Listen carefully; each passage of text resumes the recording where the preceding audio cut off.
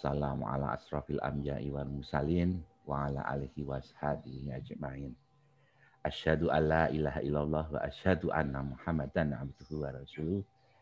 La ilaha illallah wahdahu la syarikalah. Lahul mulku wa lahul hamdu wa huwa ala kulli syai'in qadir. Rabbi shrah li sadri wa yassir li amri wahlul 'uqdatam min lisani yafqahu qawli amma ba'du. Yang terhormat dan yang kami hormati Ustadz Salim SAG, matur nuwun Bapak sudah berkenan pagi ini untuk menjadi narasumber kita. Yang kedua, salam kenal dari kami keluarga Ngadem Keati yang ada di Kota Gede, Bapak. Iya, Pak.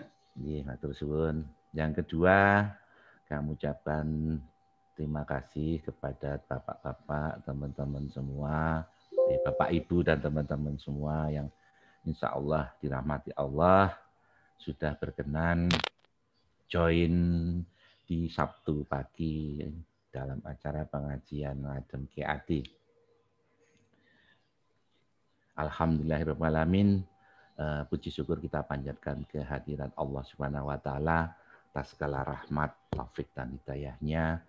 Maka pada hari ini kita semua diberikan nikmat sehat, nikmat kesempatan, diberikan hidayah, inayah sehingga bisa bersilaturahmi, bertatap muka dalam acara Zoom Sabtu pagi pengajian Ngadem Keati. Sholawat serta salam tak lupa kita haturkan kepada Nabi Agung Muhammad SAW beserta keluarga dan seluruh sahabat-sahabatnya yang telah memberikan manfaat dan syafaat pada kita semua sampai hari akhir nanti. Marilah pengajian pagi hari ini kita mulai. Biar ada interaksi, monggo silahkan moodnya dibuka nggih. Kita baca 3 surat pendek dari Al-Quran, Anas, Alaq, dan Kulhu bersama-sama. Nggih, monggo. Bismillahirrahmanirrahim. A'udzubillahi minasyaitonirrajim. Bismillahirrahmanirrahim. Qul a'udzu birabbin nas, malikin nas, ilahin nas, min syarri waswasil khannas, alladzi yuwaswisu fi sudurin nas. Bismillahirrahmanirrahim. Qul a'udzu birabbil falaq, min syarri ma khalaq, min syarri ghasiqin idza waqab, min syarri nafasat fil 'uqad, min syarri hasidin. Bismillahirrahmanirrahim. Qul huwallahu ahad. Allahu samad. Lam yalid lam yakul lahu kufuwan ahad.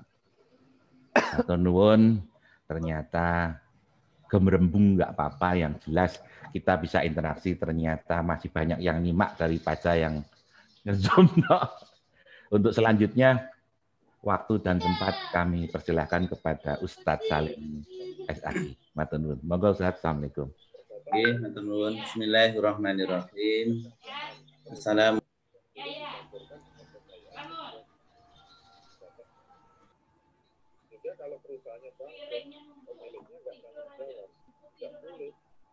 Assalamualaikum warahmatullahi wabarakatuh. Waalaikumsalam warahmatullahi wabarakatuh. Alhamdulillah wa bihi nasta'inu ala umuri dunya waddin. Asyhadu an la ilaha illallah wahdahu la syarikalah.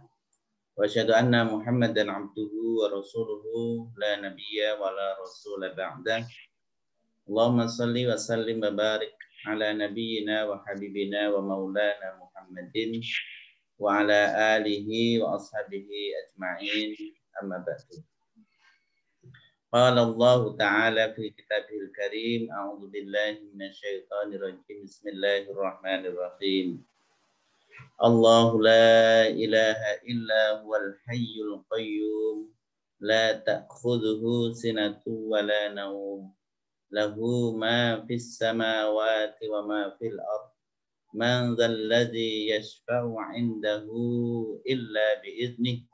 Ya'lamu ma baina aydihim wa ma khalfahum wa la yuhituna bi syai'in min 'ilmihi illa bima syaa. Wasi'a kursiyyuhus samawati wal ardh wa la ya'uduhu hifdzuhuma wa huwal aliyyul azim. Shadaqallahul azim.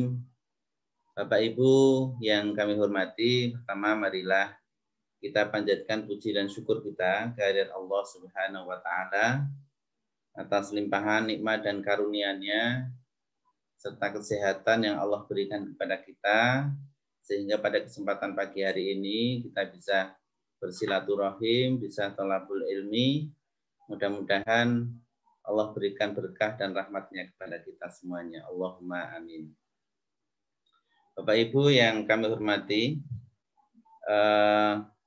jamaah ngadem ke hati, ya. Ngadem ke hati.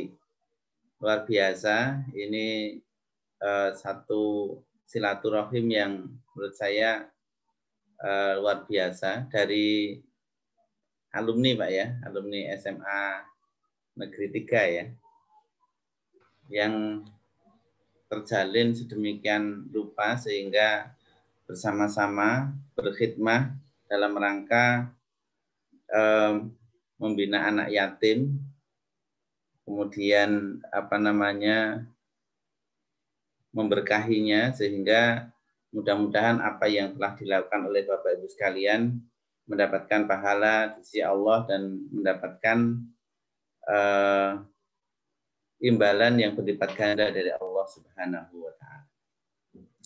Bapak Ibu yang kami hormati, sesuai dengan tema kita pada pagi hari ini, saya akan menyampaikan sebuah tema atau kajian kita pada pagi hari ini, yaitu tentang ayat kursi. Ayat kursi yang tadi sudah saya baca, dan saya yakin Bapak dan Ibu sekalian juga sudah hafal, ya, sudah hafal ayat ini. Jadi ayat kursi ini merupakan satu ayat yang oleh para mufassir sebagai ayat yang luar biasa, ya, yang luar biasa.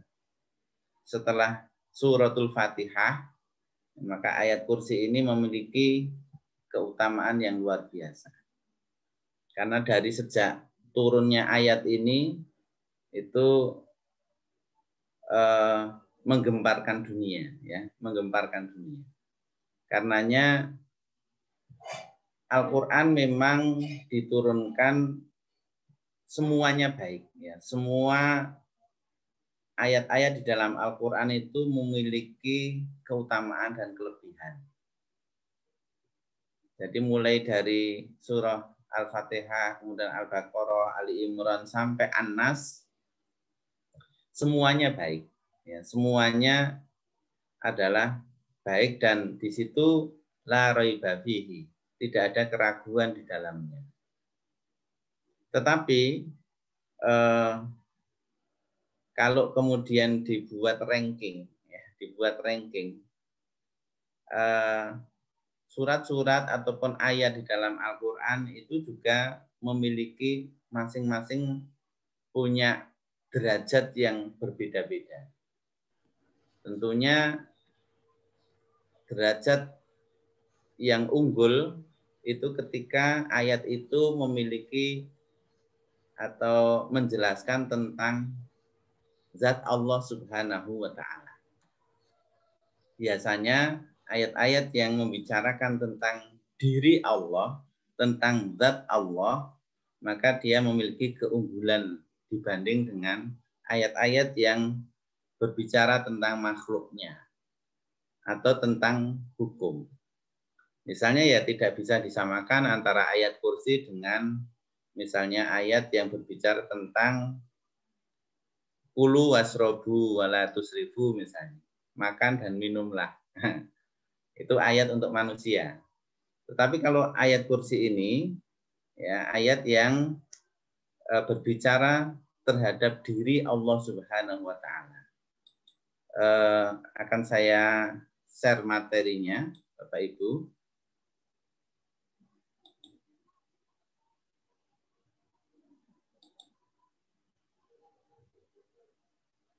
Ya. Sampun bisa dilihat Pak ya. Belum. Sudah? Nah, sekarang sudah. Sudah, Pak? Iya, sampun, Pak. Oke. Ya. Ini teks dari ayat kursi. Ini adalah salah satu ayat yang terdapat di dalam surah Al-Baqarah ayat 255. Yang tadi sudah saya bacakan dan saya yakin Bapak Ibu sudah menghafal dan sudah hafal. Kalau belum hafal, saya harap nanti bisa dihafalkan karena memang keutamaannya sangat besar. Allahu la ilaha illa huwa. Nah, ini berbicara tentang Allah. Allah la ilaha, yang tidak ada ilahun. Ilah itu maknanya banyak. Jadi ilahun itu adalah sifat yang melekat pada diri Allah sendiri. Allah yang tidak ada ilah kecuali Dia. Ilah bisa diartikan Ar-Razzaq, yang bisa memberikan rezeki. Al-Ma'bud, yang pantas diibadahi. Kemudian yang mencipta alam semesta dan seterusnya. Ilah itu begitu. Sehingga tidak ada ilah kecuali Dia. Dia itu adalah Allah sendiri. Al-Hayyu, Allah yang maha hidup. Jadi Al-Hayyu ini adalah kalau ada Ali, dia maha. Al-Hayyu yang maha hidup. Jadi Allah ini ya kita memiliki Allah, memiliki pangeran kalau orang Jawa ya. Maha hidup artinya tidak pernah mati. Bayangkan kalau Allah yang mengurus alam semesta ini kemudian mati. Sehingga matahari yang diciptakan saja kita tidak pernah melihat kematiannya. Sampai kapan kita tidak tahu. Revolusi dan rotasi bumi itu berjalan sedemikian rupa atas kehendak Allah yang maha hidup. Jadi kalau ada Tuhan, ada sembahan yang kemudian mati, misalnya Fir'aun, dia menganggap dirinya Tuhan, tapi toh nyatanya mati. Ya. Maka dia tidak pantas. Kemudian Al-Qayyum. Al-Qayyum itu diri sendiri. Jadi tidak butuh makhluk. Allah tidak butuh kita. Ya, jadi Allah tidak membutuhkan kita. Dia berdiri sendiri, tidak membutuhkan apapun. Kalau kemudian ada sesembahan, ada makhluk, ada Tuhan yang dia masih butuh, ya, butuh dengan makhluknya, butuh tempat, butuh bernafas, butuh makan dan seterusnya, berarti tidak pantas. Kalau kemudian misalnya ada yang menyembah batu, menyembah arca, kan butuh tempat. Kemudian ada Fir'aun yang menyembah, yang mengaku Tuhan, dia butuh makan, butuh tempat tinggal, berarti kan dia masih membutuhkan.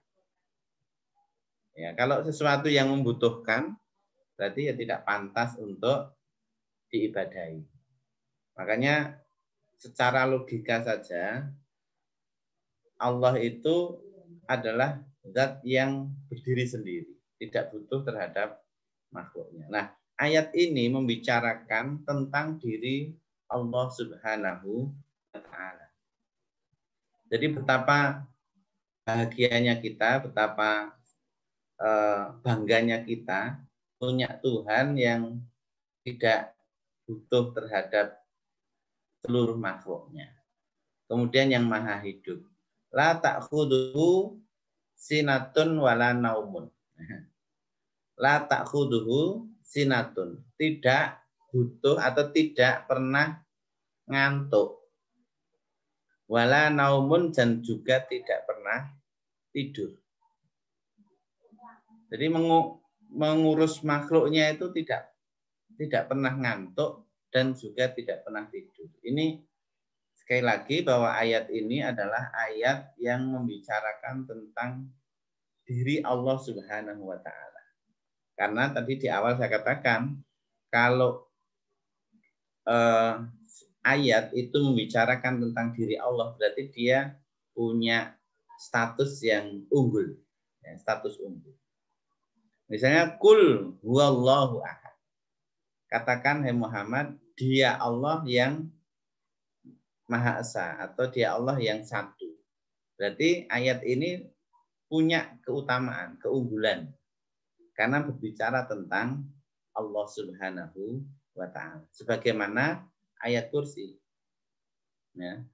Makanya ayat kursi, kemudian Al-Ikhlas, Qul huwallahu ahad.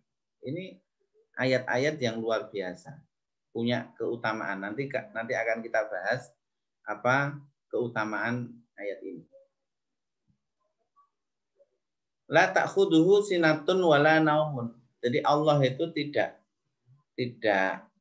terkena ngantuk atau tidak pernah ngantuk dan juga tidak pernah tidur. Lahu ma fis samawati wa ma fil ardi. Miliknya lah, ya, dalam kekuasaannya lah atau miliknya lah apa saja yang ada di langit, wa ma fil ardi, dan apa saja yang ada di dalam bumi. Jadi apa yang di langit dan apa yang di bumi, kita tahu bahwa langit dan bumi ini kita dengan keterbatasan ilmu yang ada pada kita tidak mengetahui berapa jumlah bintang yang ada di langit, berapa jumlah atau makhluk apa saja yang ada di dalam bumi, dan kekayaan yang ada di dalamnya, semuanya adalah milik Allah Subhanahu wa ta'ala, termasuk kita. Kita ini juga adalah milik Allah. Jadi semua apa saja yang ada di muka bumi, di atas langit, di dalam bumi, semuanya adalah milik Allah Subhanahu wa ta'ala. Lahu ma fis samawati wa ma fil ardi. Jadi kalau kita membaca ayat ini kita menjadi sangat kecil gitu. Makhluk yang lemah. Kita nggak punya apa-apa. Kita adalah milik Allah.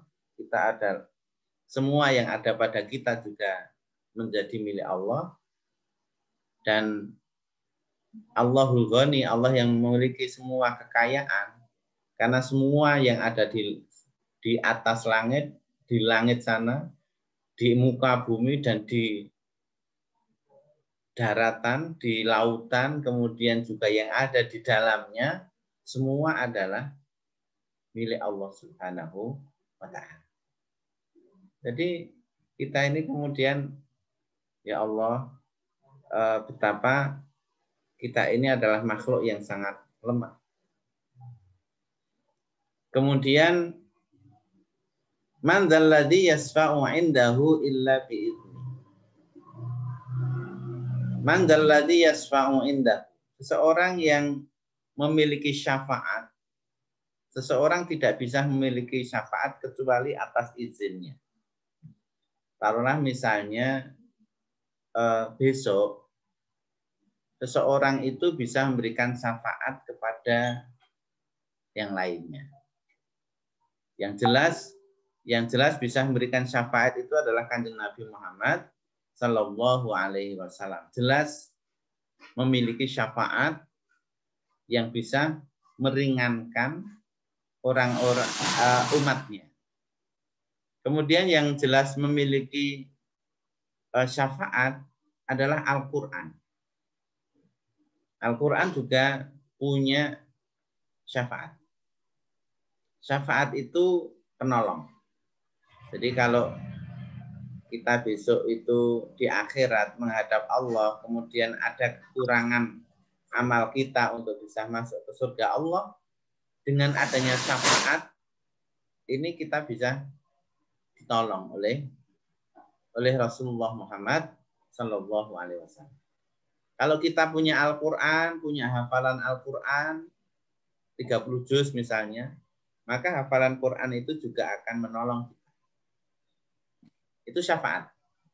Syafaat juga berarti penggenap dari kekurangan. Kalau kita tadi, untuk bisa masuk surga misalnya kurang sedikit, maka bisa ditolong dengan syafaat. Bapak Ibu yang kami hormati, makhluk itu tidak akan bisa memberikan syafaat kecuali atas izinnya. Illa biizni. Ya, kecuali atas izinnya. Sehingga Rasulullah, kemudian Al-Quran, itu kan makhluk.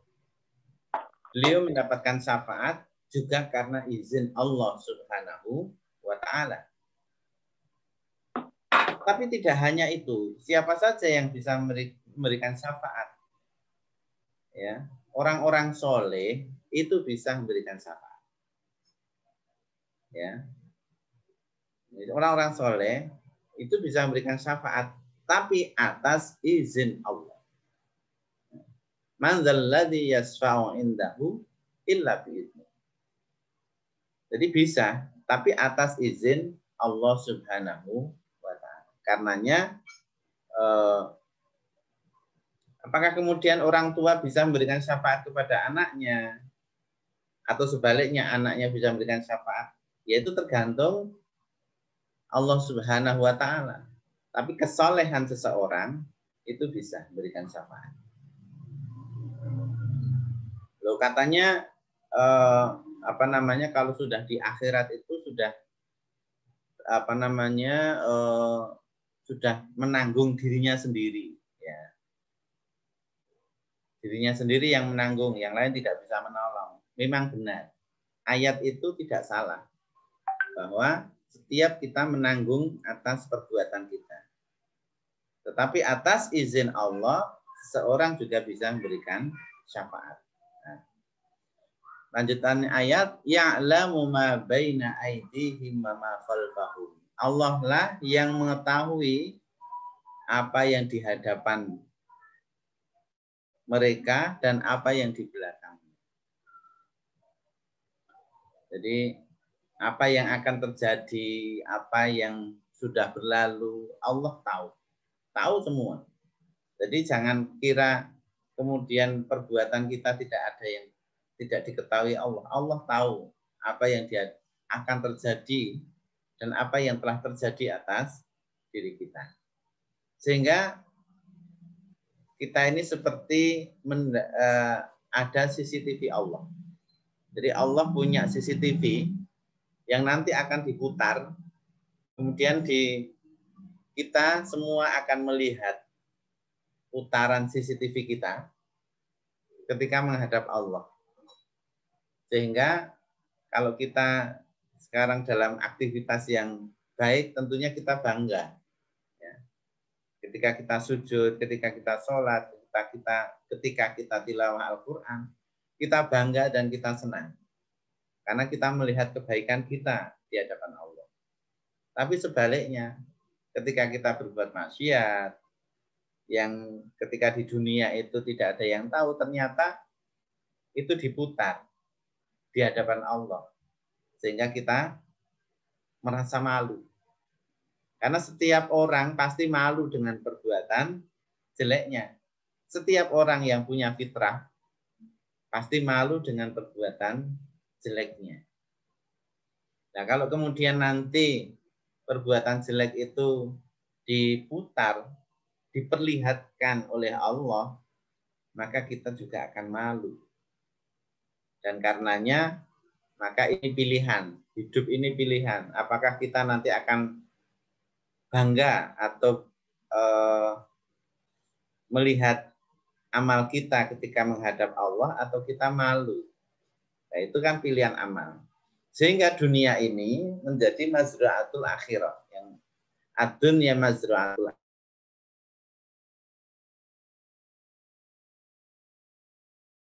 Ada sarana untuk mendapatkan kebaikan yang besar untuk menghadap Allah Subhanahu wa ta'ala. Wala yuhituna bi syai'in min ilmihi illa bima syaa. Ya. Dan tidak akan terjadi suatu ilmu kecuali atas kehendak Allah. Ya. Jadi ini terjemahannya. Wala yuhituna, dan mereka tidak mengetahui apa-apa dari ilmu Allah melainkan apa yang dikehendakinya. Jadi manusia itu tidak mengetahui ilmu Allah kecuali yang dikehendaki Allah. Kemudian wasi'a kursiyyuhus samawati wal arda, ya. Wasi'a, sungguh luas. Kursiyuhu.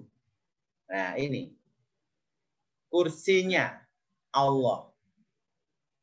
As-samawati wal arda, seluas langit dan bumi. Nah, inilah yang menjadi penyebab mengapa ayat ini dinamakan ayat kursi. Karena ayat ini ada kata-kata yang kata-katanya adalah kursiyu. Wasi'a kursiyu. Sungguh sangat luas kursinya Allah. Nah, nanti apa makna kursi nanti bisa kita lanjutkan. Yaitu seluas langit dan bumi. Wala ya'uduhu hifdzuhuma wa huwal aliyyul azim. Dan Allah tidak merasa berat memelihara keduanya, yaitu memelihara langit dan bumi dan segala isinya. Wa huwal aliyyul azim, dan Allah Maha Tinggi lagi Maha Besar. Ya. Jadi demikian Bapak Ibu sekalian yang kami hormati, terjemah dari ayat kursi.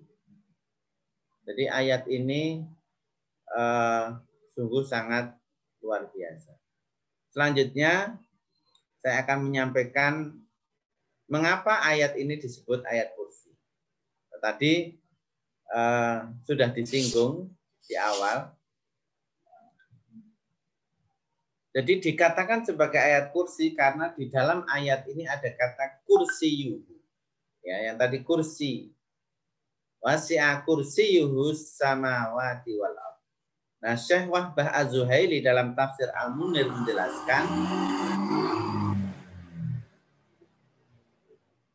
menjelaskan makna asal al-kursi adalah al-ilmu. Berarti oleh karena itu para ulama disebut juga dengan al-karosi, yaitu orang yang ahli ilmu. Ini makna dari atau tafsir dari kata-kata kursi. Jadi Syekh Wahbah Az-Zuhaili beliau memaknai kursi itu adalah al-ilmu. Wasi'a kursiyuhu berarti wasi'a ilmu. Sungguh sangat luas ilmu Allah. Kemudian al-kursi dalam ayat ini juga ada yang memaknai adalah keagungan Allah Subhanahu wa ta'ala. Jadi al-kursi bukanlah kursi sebagai tempat duduk yang diduduki Allah, bukan. Apakah Allah butuh duduk? Wallahu a'lam. Yang jelas Allah berbeda dengan makhluk. Sehingga al-kursi bukanlah tempat duduk. Tidak ada al-qu'ud yang duduk karena Allah tidak perlu, ya. Dan tidak ada yang al-qa'id yang duduk. tidak ada tempat duduknya, dan juga tidak ada yang duduk. Hal ini seperti firman Allah dalam Az-Zumar ayat 67, nanti bisa dibuka. Bapak Ibu yang dirahmati Allah, jadi wasi'a kursiyuhu berarti adalah wasi'a azamatuhu. Itu sangat luas keagungan Allah. Salim itu ya? Lah sik pun deh. Ya iya bener iki ning anune kudu salim. Halo, bisa didengar Bapak? Oh ya bener Mas Anu.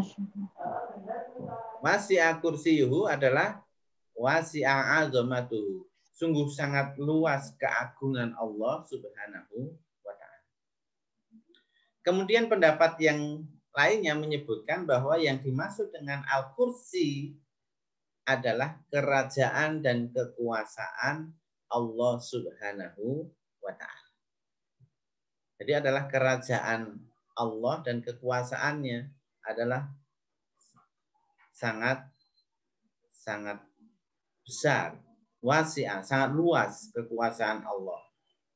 Hasan Al-Basri berpendapat yang dimaksud Al-Kursi dalam ayat ini adalah arsy.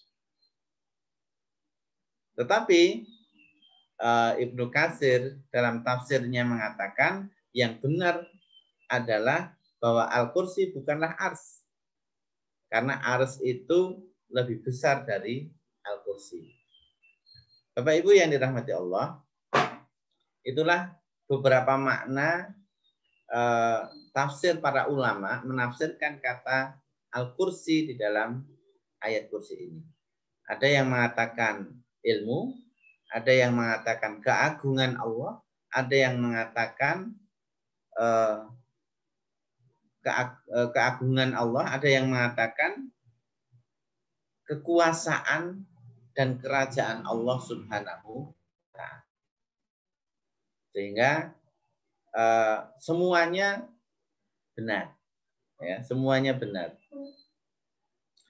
Selanjutnya, Bapak Ibu yang kami hormati, ada asbabun nuzul atau sebab turunnya ayat ini. Ya, sebab turunnya ayat ini itu diceritakan suatu hari ini oleh Abu Hurairah, ya, sahabat Nabi yang banyak meriwayatkan hadis. Ya, suatu hari Nabi Muhammad SAW menerima zakat berupa kurma yang sangat banyak. Karena di rumah beliau itu tidak memiliki tempat untuk menyimpan, maka ditaruhlah zakat berupa kurma tadi di serambi masjid. Maka beliau mengutus Abu Hurairah, yang tidak lain adalah periwayat hadis itu, untuk menjaganya. Maka Abu Hurairah pun bersedia menjaga kurma milik Kanjeng Nabi tersebut, karena zakat. Pada malam pertama, ketika menginjak waktu tengah malam, datanglah seorang anak kecil memakai baju berwarna hitam mendekati kurma milik Kanjeng Nabi tersebut. Lalu mengambil kurma dan masukkan ke dalam kantung. Melihat hal tersebut, Abu Hurairah mendekati anak kecil tadi dan menegurnya. Ada yang mengatakan anak kecil, ada yang mengatakan pemuda. Hai anak kecil, hai pemuda, kamu ini anak siapa? Malam-malam begini kok keluyuran dan mengambil kurma. Mendapat teguran dari Abu Hurairah, anak kecil tadi menyaut dengan mimik menghibah, Abu Hurairah, saya ini anak orang miskin. Dari pagi saya belum makan, perutku lapar, izinkan aku mengambil sedikit saja kurma-kurma ini. Mendengar pengakuan anak tersebut, lalu Abu Hurairah merasa tidak tega membiarkan anak tersebut mengambil kurma. Keesokan harinya, Abu Hurairah ditegur oleh Kanjeng Nabi Muhammad Sallallahu Alaihi Wasallam. Abu Hurairah, mengapa kamu lepaskan anak kecil tadi malam? Padahal Abu Hurairah kaget dan merasa heran. Kanjeng Nabi kok tahu? Ya. Kok tahu Kanjeng Nabi kalau tadi malam ada anak kecil yang datang dan mengambil kurma? Nah, inilah bedanya kita dengan Kanjeng Nabi. Mendapatkan wahyu, mengerti, ya. Kemudian tanya Abu Hurairah dengan penasaran. Iya, ada yang memberitahu aku. Siapa kira-kira yang memberitahu Rasulullah? Ya, tidak lain dan tidak bukan adalah Allah Subhanahu wa taala. Tahu ternyata yang ada yang datang. Kemudian hari kedua, Abu Hurairah menyiapkan diri dengan penuh kewaspadaan, menjaga kurma-kurma milik Kanjeng Nabi tadi. Ketika sampai tengah malam, si anak tadi datang lagi dan mengambil kurma tersebut, lalu masukkan ke dalam kantung, bagaimana hari pertama. Kamu lagi, katanya. Kamu sudah kapok, tak akan mencuri lagi. Kamu akan aku tangkap dan aku bawa. Nah, lagi-lagi anak tadi dengan mimik yang memelas. Sekali lagi anak tadi ya, memohon dengan mimik yang memelas, Abu Hurairah, jangan kamu hukum aku. Orang tuaku sudah tidak ada. Ibuku sakit dan aku sudah tidak punya saudara lagi. Aku mohon lepaskan. Lalu Abu Hurairah ini tidak tega lagi mendengar menghibah seperti itu. Pengakuan dari anak tadi. Baiklah, ini yang terakhir kali. Kalau kamu mencuri lagi, maka kamu akan saya ikat di tiang masjid. Dan akan aku serahkan kepada baginda Nabi besar Muhammad Sallallahu Alaihi Wasallam. Nah, kemudian keesokan harinya, Abu Hurairah lapor lagi kepada Kanjeng Nabi. Waduh Kanjeng Nabi, hamba minta maaf karena anak kecil itu datang lagi. Dan saya lepaskan karena hamba merasa tidak tega. Kanjeng Nabi kemudian menyaut, kamu telah ditipu daya. Nah, ditipu daya. Nah, kemudian menginjak hari yang ketiga. Abu Hurairah pun mempersiapkan tampar dan dia tidak mau kecolongan lagi ketika tiba tengah malam. Rupanya anak kecil tadi datang lagi dan mengambil kurma. Sekarang kamu tidak akan aku lepaskan. Kamu akan aku ikat di tiang masjid dan akan aku serahkan kepada baginda Nabi Muhammad Sallallahu Alaihi Wasallam. Anak kecil itu lalu menyaut Abu Hurairah, aku punya doa keselamatan. Bila doa ini dibaca pagi, maka kamu akan dijaga selamanya sampai sore. Nah, Abu Hurairah penasaran, doa apa itu? Ya. Dan apabila dibaca pagi, kamu akan dijaga sampai kalau dibaca sore, kamu akan dijaga sampai pagi. Kalau dibaca pagi, dijaga sampai sore. Kalau dibaca sore, dijaga sampai pagi. Nah, Abu Hurairah ini kan orang yang haus terhadap ilmu. Begitu mendengar ilmu seperti itu, Abu Hurairah penasaran. Doa apa itu? Akan aku beritahu asal kamu lepaskan aku. Wah, jadi anak kecil tadi membujuk. Baiklah, doa apa itu? Anak kecil tersebut menjawab ayat kursi. Yaitu bacaan ayat kursi. Ini yang Abu Hurairah penasaran dan balik bertanya, bagaimana bunyi ayat tersebut? Anak kecil tadi menjawab, tanyakan kepada Nabi Muhammad Sallallahu Alaihi Wasallam karena aku tidak berani mengucapkan. Ibu yang dirahmati Allah. Lalu keesokan harinya Abu Hurairah mendatangi Kanjeng Nabi. Ya, lupa Abu Hurairah itu terkesima dengan doa itu, akhirnya anak kecil tadi dilepaskan lagi. Keesokan harian mendatangi Kanjeng Nabi. Anak kecil mengatakan Kanjeng Nabi, anak kecil itu datang lagi. Dia memberiku doa namanya ayat kursi. Dan katanya Kanjeng Nabi yang tahu. Maka datanglah malaikat Jibril kepada Kanjeng Nabi membawa ayat kursi. Nah, ini asbabun nuzul. Ayat kursi. Kemudian Abu Hurairah membawa ayat kursi. Abu Hurairah berkata, Nabi bersabda, dia penipu daya. Setan laknatullah. Jadi oleh Kanjeng Nabi dikatakan anak kecil itu adalah setan laknatullah yang dia penipu, namun yang dikatakan itu benar. Jadi yang dikatakan anak kecil yang tidak lain adalah setan, dia kelakuannya adalah menipu daya. Tapi yang dikatakan itu benar. Dibenarkan oleh Kanjeng Nabi Muhammad sallallahu alaihi wasallam. Inilah asbabun nuzul dari ayat kursi.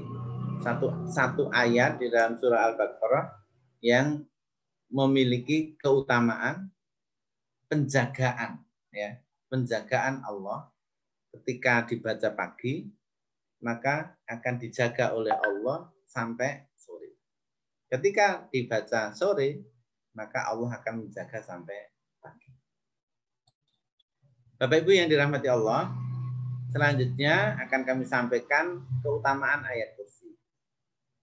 Nah, yang pertama, ayat kursi ini adalah pemimpin ayat Al-Quran. Likulli syai'in sanam wa inna sanamal Quran suratul Baqarah wa fiha ayatun hiya sayyidatun. Ayat Quran hiya ayatul kursi. Segala sesuatu itu mempunyai puncaknya dan puncak Al-Quran adalah surah Al-Baqarah. Di dalamnya terdapat sebuah ayat pemimpin semua ayat Al-Quran. Apa itu? Yaitu ayat kursi. Ini hadis ini diriwayatkan oleh Imam Tirmidzi. Jadi betapa satu ayat tetapi dia menjadi pemimpin ayat Al-Quran. Selanjutnya yang kedua. Ayat ini memiliki keutamaan yaitu istijabud doa. Ya, doanya mustajabah. Di hadis disebutkan dari Ibnu Majah, siapa yang membaca ayat kursi lalu berdoa, doanya akan dikabulkan oleh Allah karena di dalam ayat kursi ada asma Allah yang paling agung. Apa asma Allah yang paling agung? Adalah Al-Hayyu Al-Qayyum. Yang tadi kita baca. Allahu la ilaha illa huwa Al-Hayyul Qayyum. Nah, ini adalah asma Allah yang agung. Nah, dijelaskan bahwa Ismullahil A'zam alladzi yad'uya bihi ajaba fi suwari salasil Baqarah wa Ali Imran wa Thaha. Asma Allah yang paling agung yang apabila dibaca dalam doa pasti dikabulkan ada dalam 3 tempat. Yang pertama adalah dalam surah Al-Baqarah.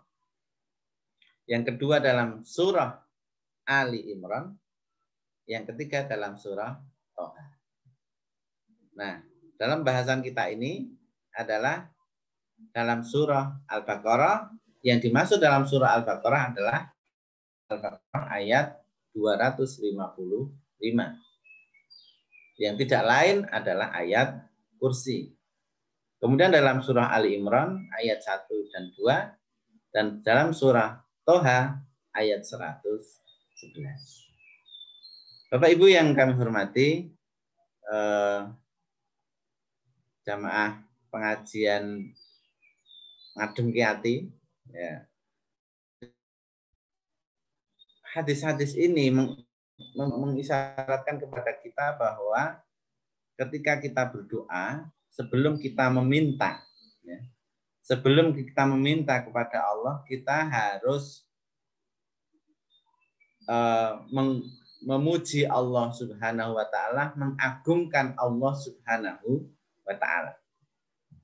Selain tasbih, takbir, tahlil, kemudian membaca ayat kursi. Nah ini, jadi ini adalah tatanan atau adab ketika berdoa. Selanjutnya yang keutamaan yang ketiga. Keutamaan ayat kursi yang ketiga adalah kunci masuk surga Allah. Man qara'a ayatal kursi dubura kulli sholatin maktubatin lam yamna'hu min dukhulil jannah illal maut. Barang siapa yang membaca ayat kursi sehabis setiap sholat fardu, maka tiada penghalang baginya untuk memasuki surga kecuali hanya mati. Jadi jelas di sini bahwa keutamaan ayat kursi memiliki keutamaan yang sangat luar biasa, sehingga jangan sampai kita tinggalkan untuk tidak dibaca setiap kali sholat. Ba'da sholat. Dalam zikirnya sebelum berdoa ya, kita baca ayat kursi. Malam hari sebelum tidur ya, kita baca ayat kursi. Sehingga ini akan memberikan keutamaan yang besar kepada kita. Kemudian yang keempat, keutamaan yang lain adalah ayat yang paling agung. Tadi disebutkan ya bahwa ayat kursi ini ayat agung karena apa tadi? Karena membicarakan keagungan Allah Subhanahu wa taala. Lain misalnya ayat tentang wudu misalnya. Idza qumtum ila sholati faghsilu wujuhakum wa aydiyakum ilal marafiq. Ini bicara tentang wudu. Bicara tentang nikah misalnya. Fankihu ma taba lakum minan nisa misalnya. Ini bicara tentang pernikahan. Tentang makanan tadi. Wa kulu wasrabu wa la tusrifu. Tentang makan. Ini ayat Quran memang semuanya baik. Tetapi begitu ayat itu membicarakan tentang zat Allah, diri Allah, maka dia memiliki keutamaan yang agung. Nah, Nabi SAW bertanya kepada Ubay bin Ka'ab, ayat kitab Allah manakah yang paling agung? Ubay menjawab, Allah dan Rasulnya yang lebih tahu.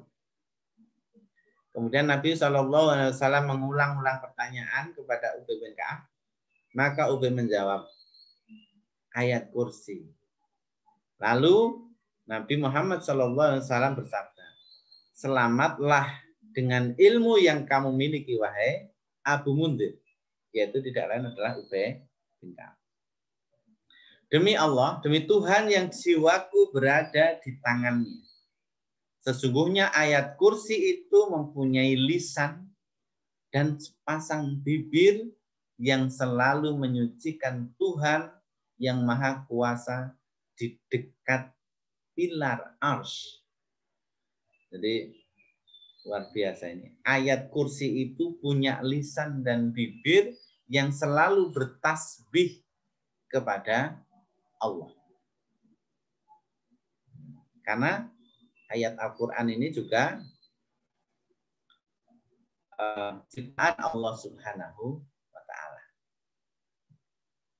Bapak Ibu yang dirahmati Allah, terkait dengan keagungan dari ayat kursi ini,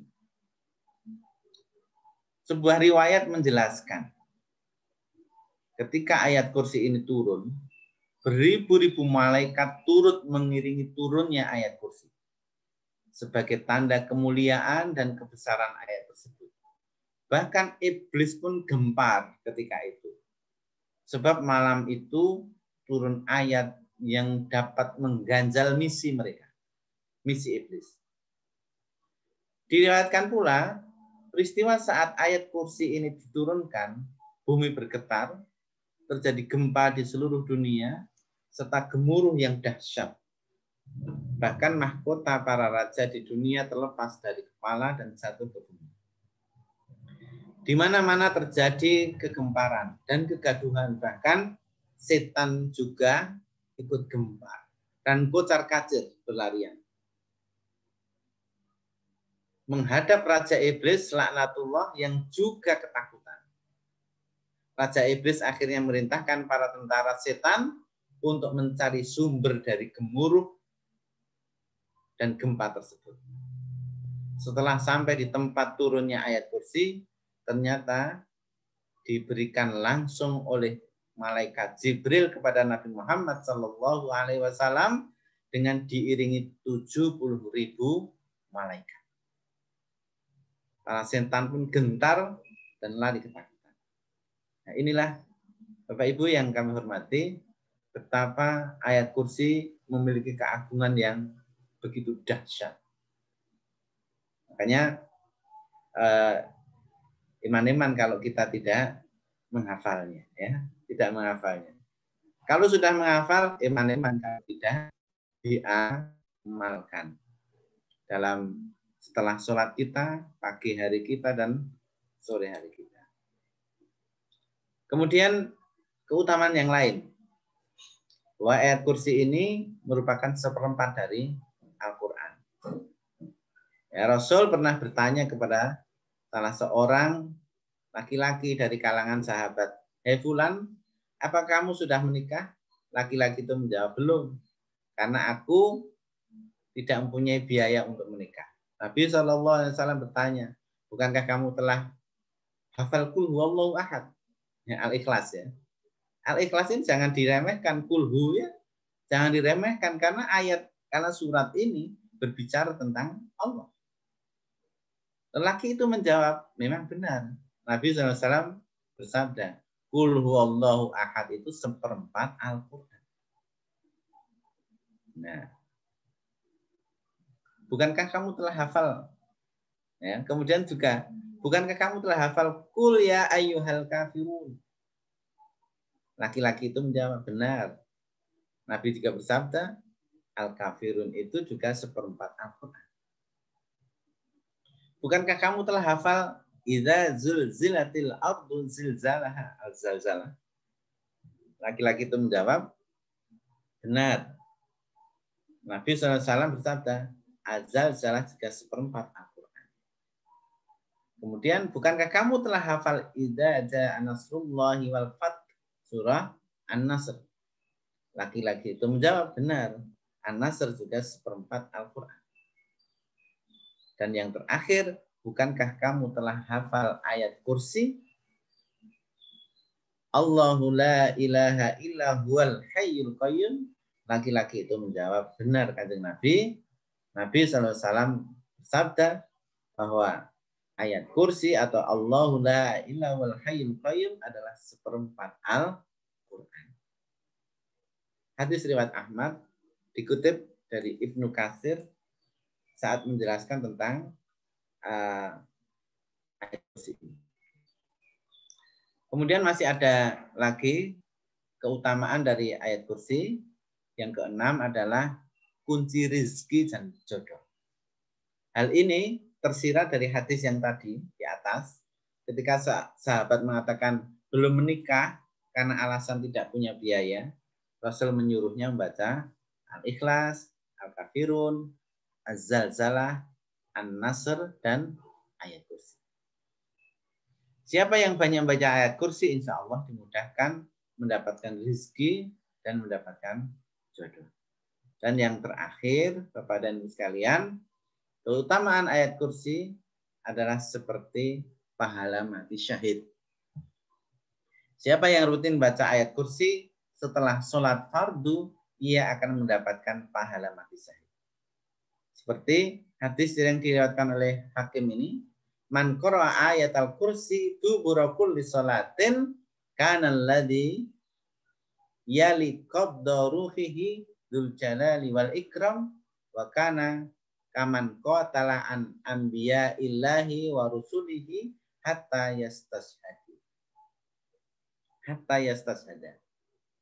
Barang siapa yang baca ayat kursi setiap selesai sholat, maka yang akan mencabut nyawanya adalah Allah sendiri, dan ia bagikan orang yang berperang bersama para nabi sehingga mendapatkan nikmat, mendapatkan pahala mati syahid.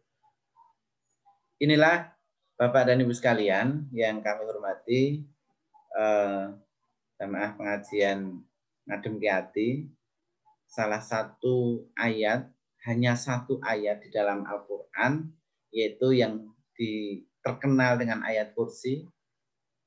Satu ayat tapi punya keutamaan yang begitu dahsyat. Karenanya mari kita setelah belajar ini tidak cukup sebagai ilmu, tetapi kemudian kita amalkan dalam kehidupan sehari-hari. Bahkan tidak jarang ayat kursi ini ditempel sebagai hiasan rumah. Itu bagus, ditempel sebagai hiasan rumah, tapi tidak cukup bisa medeni setan kalau tidak diamalkan yang punya rumah.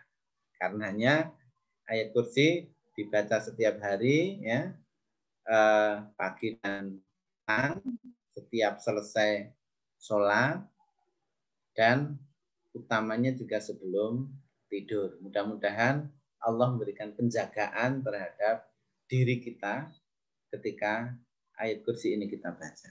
Wallahu a'lam bishawab.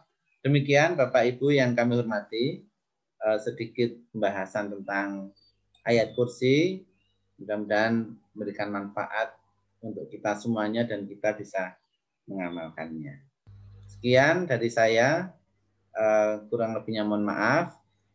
Sekiranya nanti masih ada sesi tanya jawab, monggo saya persilahkan. Dari saya ucapkan sekian. Assalamualaikum warahmatullahi wabarakatuh.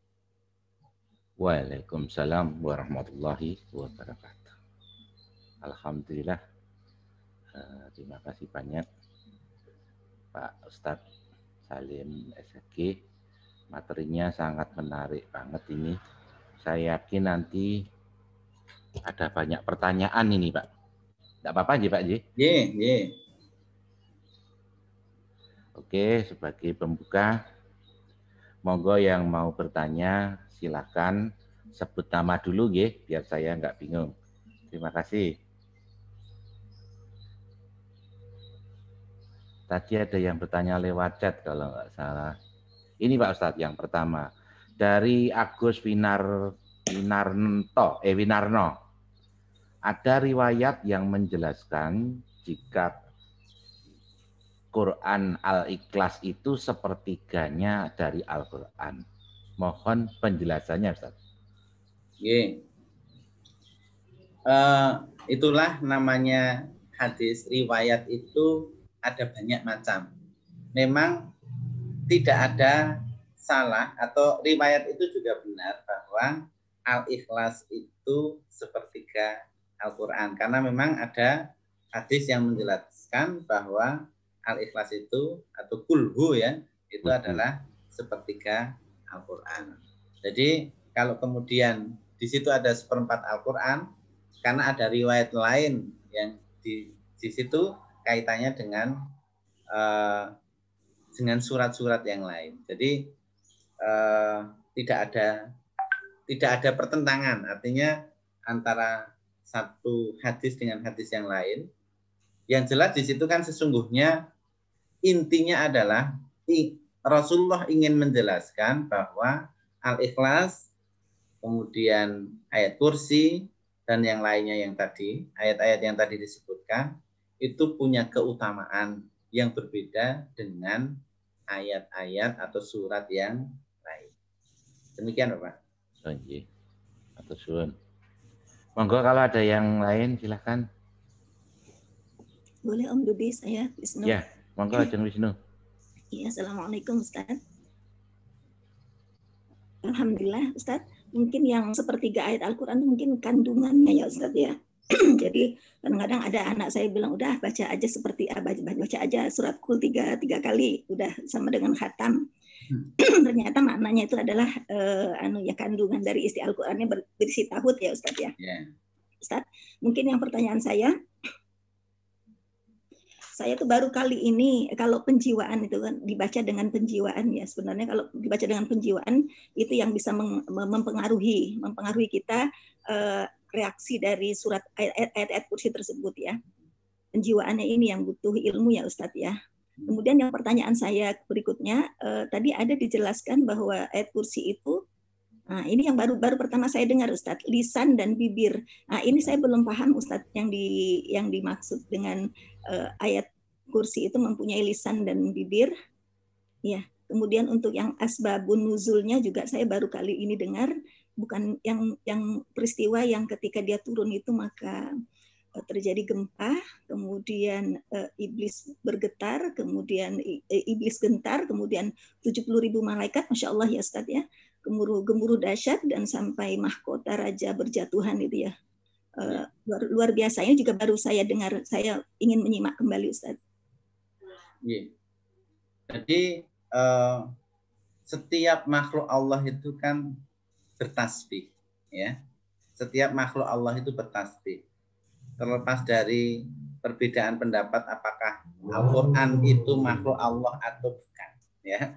Jadi ada yang Al-Quran ini kalam Allah, ya. Jadi itu ada perbedaan pendapat, ada yang mengatakan makhluk Allah itu apakah makhluk atau bukan makhluk, ya. Tapi bahwa Al-Quran sendiri kan bukan Allah, ya. Sehingga setiap makhluk itu punya cara bertasbih, ya. Bahkan daun-daun, pohon-pohon, ikan-ikan semuanya bertasbih. Nah, kalau kemudian dianalogikan seperti itu, maka Al-Quran pun, ya, ayat kursi pun ini juga bertasbih kepada Allah Subhanahu wa Ta'ala. Kemudian tadi di dalam hadis tadi disebutkan punya lisan yang berzikir kepada Allah. Jadi itu diumpamakan, ya, dipersepsikan bahwa semua makhluk Allah itu bertasbih, termasuk Al-Quran juga bertasbih kepada Allah Subhanahu wa Ta'ala. Jadi seperti itu yang saya pahami, Ibu. Mungkin nanti ada yang punya pengertian lain, karena setiap makhluk Allah itu bertasbih. Demikian. Kemudian terkait dengan asbabun nuzul yang mengatakan bahwa sampai bumi bergetar, mahkota raja itu sampai berjatuhan, itu bisa diartikan sebagai ungkapan yang mungkin kejadiannya tidak seperti itu, tetapi itu ungkapan yang menyatakan sebagai dahsyatnya, gitu ya, dahsyatnya ayat ini, sehingga digambarkan seperti itu. Jadi ketika kita membaca sebuah hadis, kadang-kadang kita tidak harus memahaminya secara apa adanya, ya. Tetapi itu menggambarkan bahwa betapa dahsyatnya ayat ini ketika kita baca. Ketika turunnya saja sudah sedemikian dahsyat. Kalau kemudian kita yakini itu benar, bahwa hadis itu benar dari Rasul, ya kita yakini kebenarannya. Kalau misalnya hadis itu tidak sampai mutasil kepada Kanjeng Nabi, berarti itu mendukung dari hadis yang lain yang mengatakan bahwa ayat kursi ini punya keutamaan yang luar biasa. Sehingga kita ambil kesimpulan bahwa ayat kursi ini ayat yang sangat dahsyat untuk tidak bisa dibuat main-main, gitu. Ya, artinya ayat ini pantas untuk kita amalkan dalam kehidupan sehari-hari untuk perlindungan diri kita dan keluarga kita. Demikian, Ibu. Ya, syukuran Ustaz. Terima kasih. Monggo, silakan kalau ada yang mau bertanya lagi.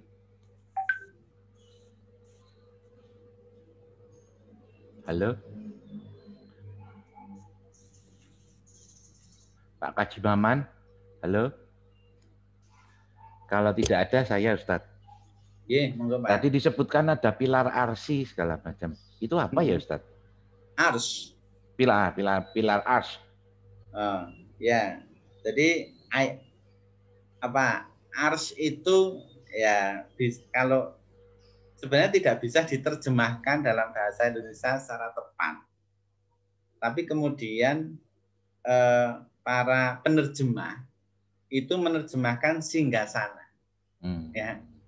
singgasana. Jadi apa ya? Ars itu lebih luas dari kursi, ya. Kan tadi seperti itu. Jadi sehingga ars itu diartikan singgasana. Nah, apakah karena Allah itu berada di ars. Nah, tapi jangan kemudian kita bisa menafsirkan bahwa Allah itu berada dalam singgasana seperti raja yang ada dalam singgasana raja. Padahal Allah tidak butuh tempat. Ya, Allah tidak butuh tempat, Allah tidak butuh karena waktu, ya. Allah tidak butuh waktu, Allah enggak. Tadi Al-Qayyum, Allah itu berdiri sendiri. Sehingga ketika kita memahami ars itu adalah singgasana, berarti singgasana itu butuh tempat. Ada tempat duduknya, seperti membayangkan gitu, enggak bisa.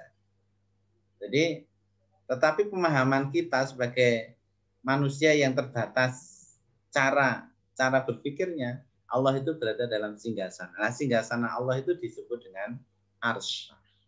Begitu, Pak. Iya. Ustaz.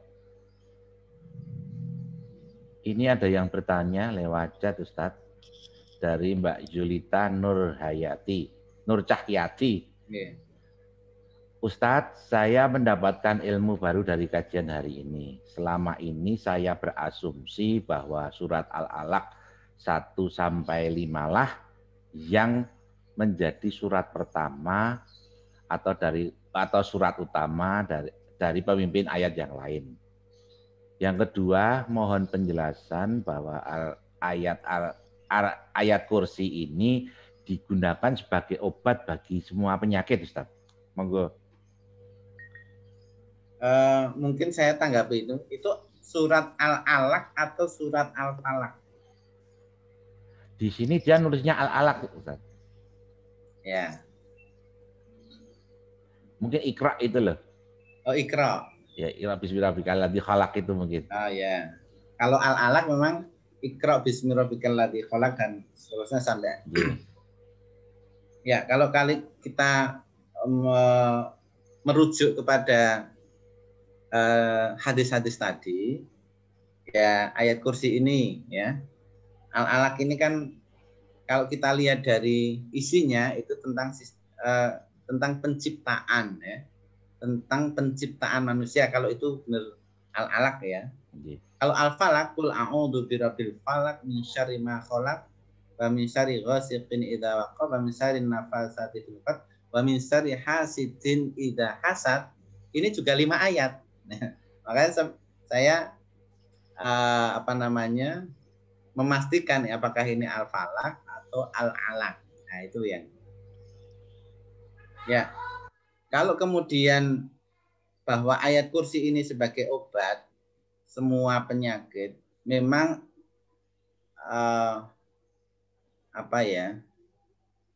memang salah satu dari fungsi Al-Quran adalah sifaun lima fis sudur. Ya. Sifat itu obat. Karena ayat ini sebagai wasilah biasanya untuk ruqyah, ya. Ruqyah itu selain Al-Fatihah, kemudian ayat kursi yang dibaca. Al-Fatihah, An-Nas, Al-Falaq, Al-Ikhlas, dan ayat kursi. Ini adalah ayat-ayat ruqyah. Ayat-ayat ruqyah itu ruqyah itu artinya jampi-jampi untuk pengobatan. Atas izin Allah, ya,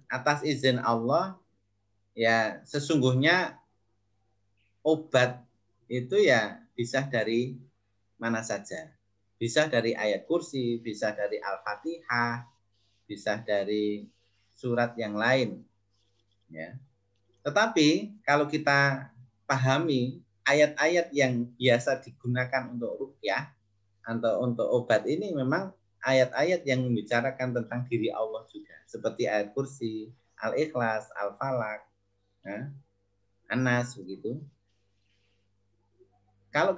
Apakah ini sama dengan obat yang diproduksi oleh para pembuat obat ya, yang dari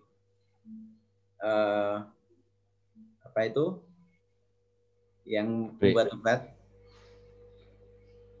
dari obat-obat yang selama ini beredar tentunya berbeda. Dan semestinya kita meyakini bahwa semua obat kimia ya, itu pun juga wasilah. Hanya saja itu sudah melalui uji klinis ya, uji klinis tentang, karena itu juga ilmu Allah. Karena ilmu Allah itu sebab akibat. Ada sebab akibat di sana. Sehingga kalau kemudian semua dipasrahkan kepada Allah, maka ayat kursi pun bisa menjadi obat.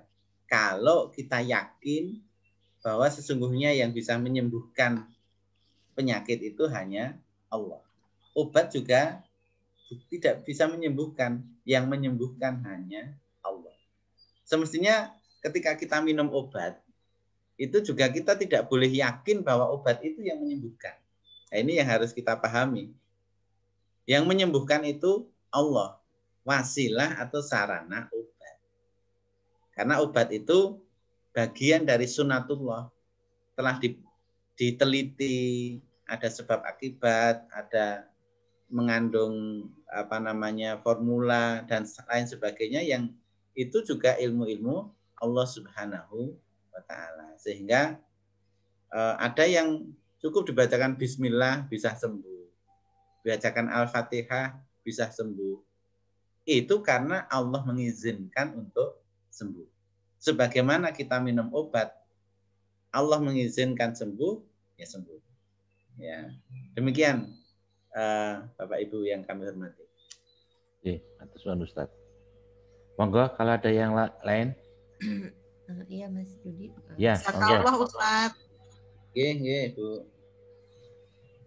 Monggo. Sebut nama dulu, nggih. Halo? Iya Mas Rudi. Ya, monggo Mbak Dewi.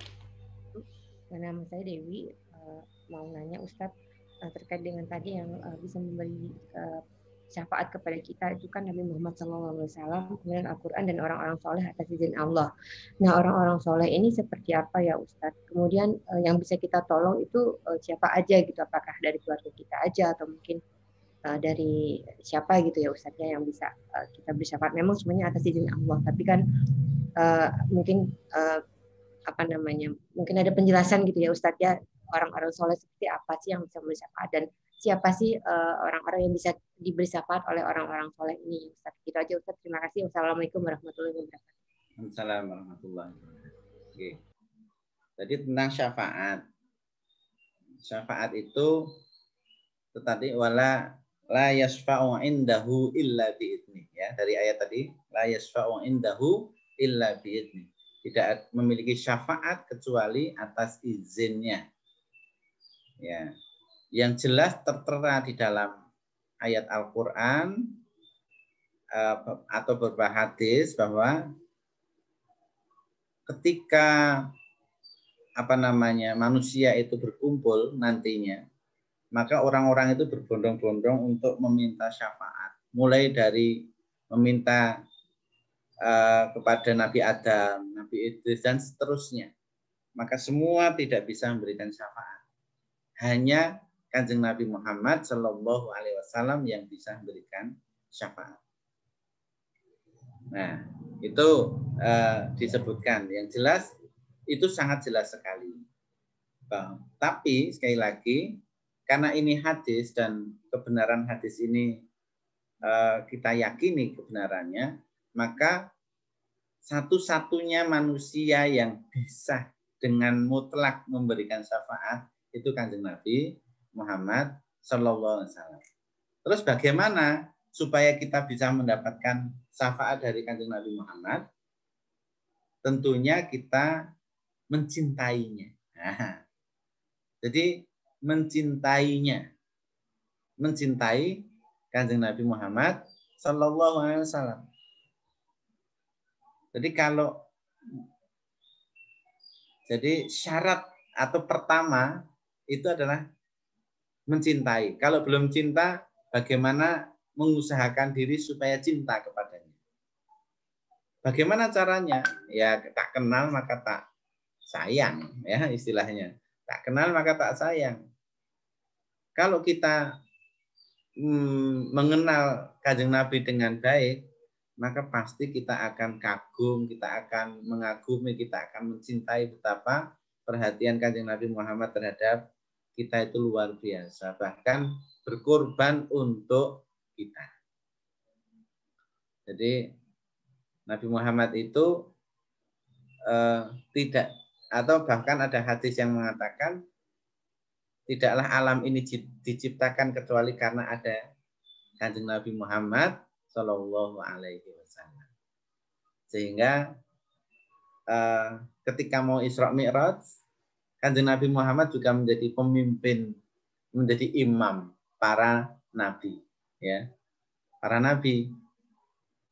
Jadi menjadi imamnya para nabi, yaitu Kanjeng Nabi Muhammad Shallallahu Alaihi Wasallam. Sehingga meskipun kita ini makhluk atau umat terakhir yang diciptakan karena kita menjadi umatnya Nabi Muhammad, maka kita pantas bersyukur dan merasa bangga bahwa kita punya nabi yang nantinya akan masuk surga duluan dibanding umat-umat terdahulu. Nah, sampai perhatian Kanjeng Nabi kepada kita itu sampai akhir mau wafatnya saja yang dipikirkan adalah kita umatnya. Ya, saking perhatiannya kepada kita. Yaitu ketika mau dicabut ruhnya,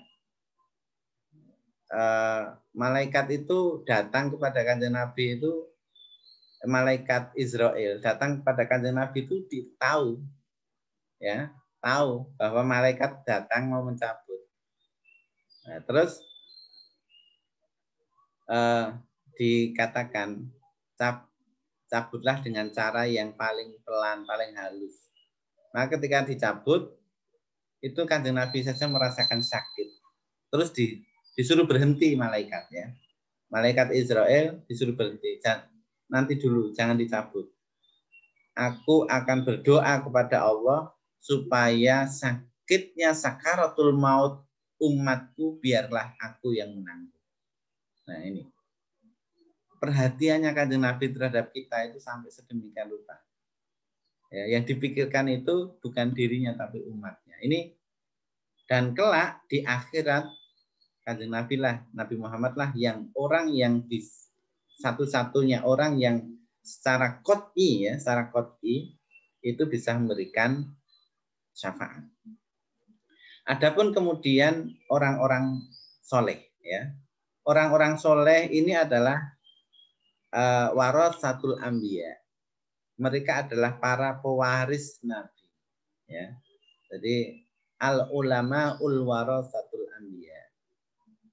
Para ulama, para orang-orang soleh yang beliau mensifati sebagaimana sifat-sifat Nabi, maka atas izin Allah, tentunya ya, atas izin Allah, dia nanti juga akan bisa memberikan syafaat kepada orang-orang yang dikehendaki. Lalu bagaimana dengan kita, keluarga kita? Apakah kita bisa mensyafaati anak kita atau orang tua kita? Wallahu a'lam. Pertanyaannya, apakah kita cukup untuk bisa mensyafaati?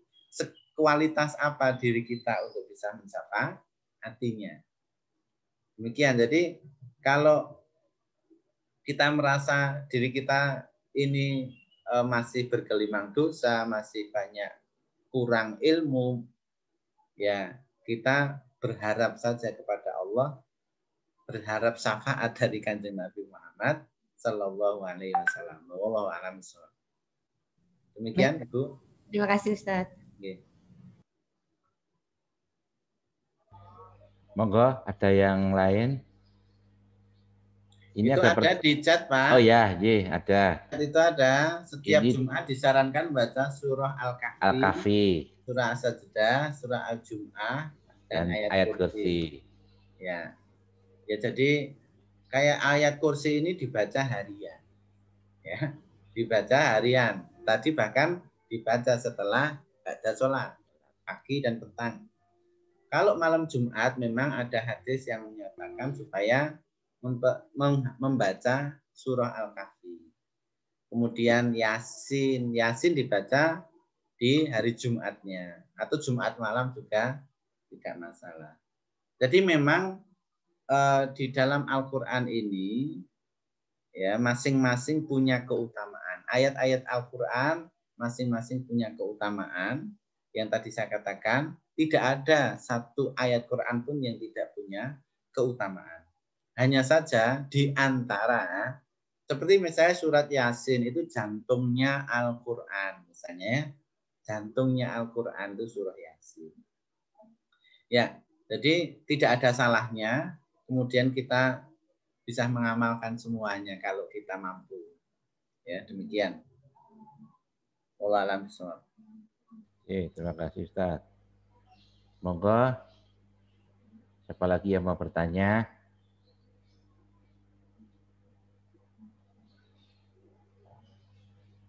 Sambil menunggu yang bertanya, Ustaz, ini saya ucapkan terima kasih kepada teman-teman Padmanaba 89 dan grup Ngadem Kyati yang sudah hadir pagi hari ini. Kemudian teman-teman dari Padmanaba 90, atau nuwun ya, ini kalau tidak salah ada Bu Hajah Tutut. Assalamualaikum Bu Hajah Tutut. Semoga cepat sembuh nggih. Sembuh seperti sedia kala lagi. Amin. Halo, Assalamualaikum. Waalaikumsalam warahmatullahi wabarakatuh. Makasih Pak Dudi. Sudah join nggih. Saya kaget ini, buat surprise ini, alhamdulillah. Iya, kemudian sudah didoain juga sama teman-teman. Terima kasih. Kemudian pada teman-teman Sipil UI ini banyak sekali yang hadir. Tidak lupa ini guru saya Pak Harsoyo.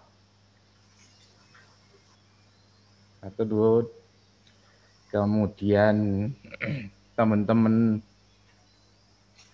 Haji Al-Baqota 2012 yang sudah hadir. Ini ada Bu Budiati dan Pak Soeharto, ada Mbak Ida dan yang lain-lain, Mbak Dian, terima kasih. Kemudian ada ibu-ibu dari Komplek Polri Balapan yang hadir juga. Ini ada lagi dari Bu Dr. Santi yang ada di perumahan JIC Residen. Matur nuwun Bu Dokter sudah join. Tidak lupa sahabat-sahabat setia dari Ngadem Kyati, ada Anin, ada siapa lagi ini banyak. Kemudian teman-teman Panam ini, teman-teman Panam SMP 9, Mbak Endah. Kemudian tadi ada Jeng Wiwit dan sebagainya. Sekalian saya mengucapkan terima kasih kepada hamba-hamba Allah yang sudah menyisihkan sebagian rezekinya yang dititipkan kepada kami di rumah yatim duafa Ngadem Kyati. Semoga amal kebaikan panjenengan mendapatkan ganti yang berlimpah dari Allah SWT. Amin. Tidak lupa saya selaku pribadi dan teman-teman pengurus, ada Om Pinengku, ada Om Tanto, ada Pak Cari Eko Putranto, ada Gus Win, ada Mas Aris, dan Aris Alia dan Aris Sugianto mengucapkan terima kasih yang sebesar-besarnya kepada Bapak Ibu semua, karena hanya inilah dari kami Ngadem Kyati yang bisa memberikan sesuatu yang semoga bermanfaat di masa pandemi ini. Insya Allah kami akan selalu hadir setiap hari Sabtu pagi selama 2020 ini. Insya Allah nanti program kami akan sampai di bulan Desember. Terima kasih, mohon doanya. Kemudian tidak lupa siapa lagi, monggo kalau ada yang mau bertanya, mumpung masih ada waktu.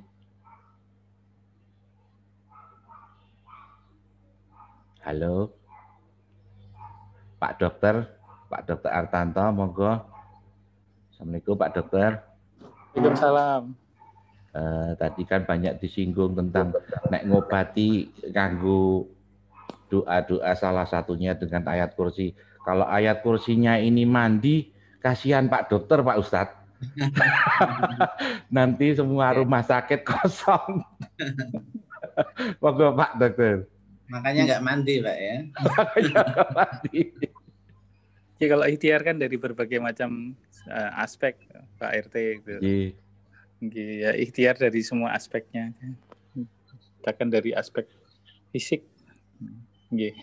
Semuanya dicoba ya. Ya, ikhtiar kan dari semua aspek. Ingat tahu. Mbak RT. Iya, Pak Dokter.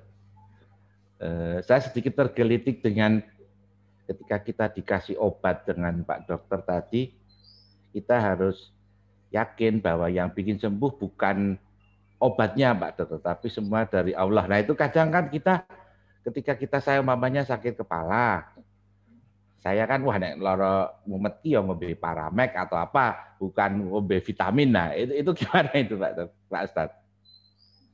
Ke Pak Ustadz atau ke Pak Dokter ini? Ke Pak Ustadz ini. Iya. Jadi kan dalam la syifa illa syifa'uka, kan ada doa yang seperti itu. Allahumma shfi anta syafi la syifa'a illa syifa'uka syifa'an la yughadiru saqama. Itu doa ketika kita menjenguk saudara kita yang sakit. Allahumma ya Allah isfi, sembuhkan dia. Nah, jadi permintaan kesembuhan itu pertama kepada Allah. La syifa'a illa syifa'uka. Tidak ada satupun makhluk yang bisa menyembuhkan kecuali kesembuhan itu datang darimu. Syifa'an la yughadiru saqaman adalah kesembuhan yang tidak memberikan bahaya. Nah, dari sini Bapak Ibu sekalian yang dirahmati Allah, Pak Dokter ini adalah mempelajari, ya belajar tentang bagaimana menyembuhkan seseorang, tapi tidak berhak menjamin kesembuhan. Obat itu diramu dalam rangka untuk dengan indikator-indikator kandungan-kandungan yang ada di dalamnya, semestinya itu bisa menyembuhkan. Karena ada tadi hukum sebab akibat. Jadi hukum sebab akibat itu juga ciptaan Allah. Jadi kalau tidak ada hukum sebab akibat, tidak ada obat. Tetapi sebab akibat ini dalam kendali Allah. Tidak semua sebab itu mengakibatkan sama kalau Allah tidak mengizinkan. Misalnya tadi pusing, itu sebab dikasih obat Paramek, pusingnya hilang. Itu kan hukum sebab akibat. Itu dengan kandungan tertentu yang ada di dalam obat, dia bisa meredakan rasa sakit. Ini hukum sebab akibat. Dan itu juga hukum itu adalah dalam hukum kausalitas ciptaan Allah juga. Sehingga kalau kemudian obat ini menyembuhkan, itu adalah sebab akibat dan itu adalah ciptaan Allah, hukum sebab akibat itu. Tetapi sekali lagi tidak ada jaminan bahwa semua sebab itu berakibat yang sama. Ya, tidak semua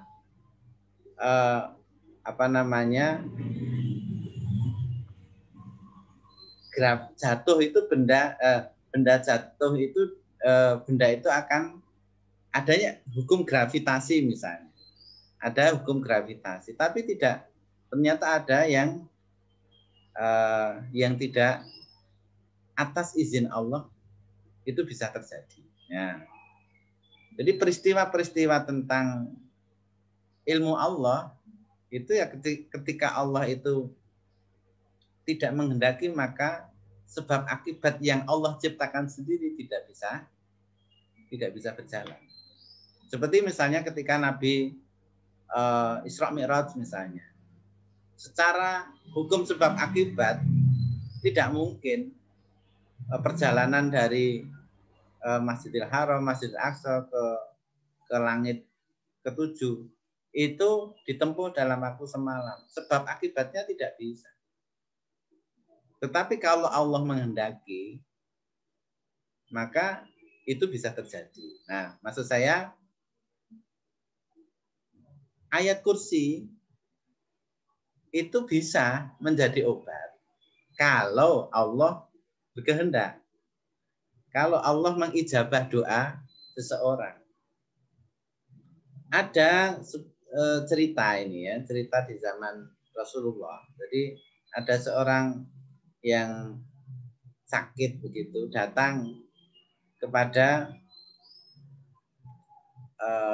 saya agak lupa apakah Umar atau siapa, meminta doa untuk disembuhkan. Ya. Kemudian orang ini tidak sembuh, didoakan nggak sembuh. Terus datang ke tabib, ya, ke tabib yang dia bukan Muslim. Kemudian dikasih obat, dikasih ramuan, terus sembuh. Pertanyaannya, sembuhnya ini sebab obatnya atau sebab doanya?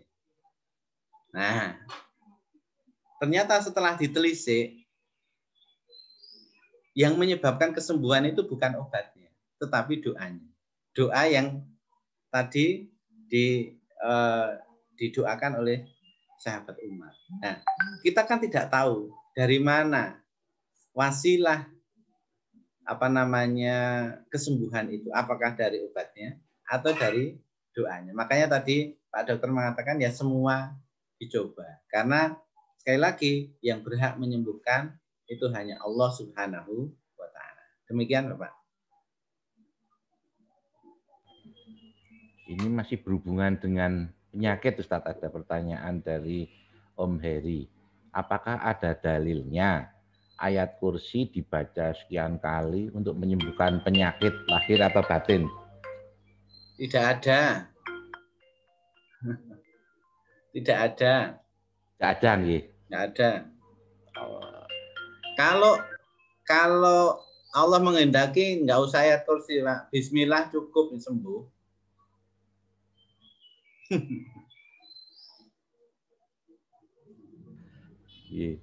Ulama-ulama dulu yang memang benar-benar punya wali ya, mungkin tergolong wali, punya kekuatan doa gitu. Itu cukup dengan bismillah, itu bisa untuk semuanya. Cukup dengan bacaan bismillah. Tapi kualitas bismillah itulah yang mungkin hari ini tidak kita miliki. Atau kualitas Al-Fatihah kita ini yang patut dipertanyakan, sehingga bacaan kita itu nggak begitu manjur. Jadi kalau ayat ini dibaca, ini ayat sekian kali bisa begini, itu primbon, Pak. Nanti Pak Dokter nggak laku tadi. Rumah sakit kosong semua. Rumah sakit kosong. Iya, Ustaz, matur nuwun. Moga satu pertanyaan lagi kalau ada. Saya Om Yudi. Ya, Anin. Anin. Ye. Assalamualaikum Pak Ustadz. Waalaikumsalam. Kalau saya membaca terjemahannya ayat kursi ini kok, itu kan ayat kursi itu sebuah pujian kepada Allah ya. Dengan pujian itu maka Allah akan mengabulkan doa-doa kita atau memberi keselamatan kepada kita. Kemudian kalau dikaitkan dengan lisan dan apa tadi? itu apakah ayat kursi itulah yang berdoa juga kepada Allah untuk memberikan keselamatan pada kita? Allah alam ya. Yang jelas sekali lagi bahwa adab kita berdoa itu harus memang sebelum kita berdoa, bahkan hanya dengan memuji Allah itu cukup. Ya. Hanya dengan memuji Allah itu cukup. Bagi para wali Allah, itu semua yang terjadi atas dirinya itu baik. Bahkan sakit itu baik. Sehingga kalau Allah menghendaki sakit, bukan itu perkara yang tidak baik. Kalau kita sebagai hamba bisa memahami. Jadi apapun ya di apa yang terjadi, ma'asaba min musibatin fa biidznillah. Apapun yang terjadi atas diri manusia, itu semua atas izin Allah dan baik. Dan baik. Kadang-kadang kita kan ketika kita sakit, itu anggapan kita tidak mendapatkan kebaikan Allah. Padahal sakit kalau kita pahami, itu bisa menggugurkan dosa-dosa yang sangat besar. Tetapi bukan berarti kemudian kita pasrah, ya wis, karena ini menggugurkan terus nggak usah usaha. Itu juga tidak benar. Jadi ketauhidan kita itu diuji, ya, diuji. Jangan sampai kebaikan itu menurut versi kita. Ya, jangan dipikir bahwa apa yang kita anggap baik itu baik.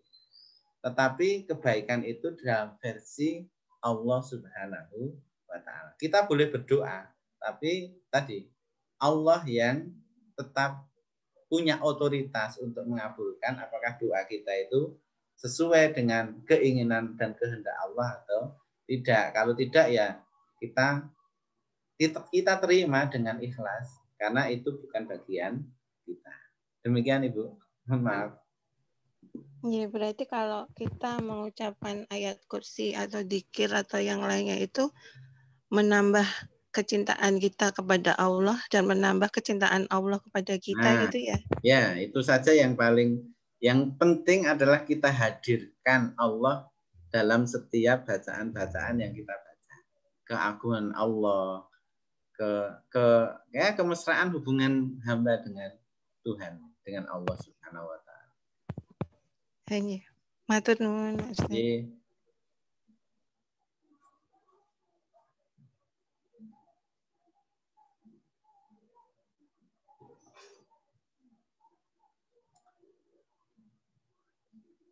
Masih di mute Om Dudi. Itu ada banyak postingan untuk membaca Al-Fatihah 100 kali, takbir, tasbih sekian kali, mudahkan rezeki jodoh. Nah itu nggak ada dalilnya ya, Ustaz? Nah, kalau dalilnya nggak ada, Pak. Tetapi bahwa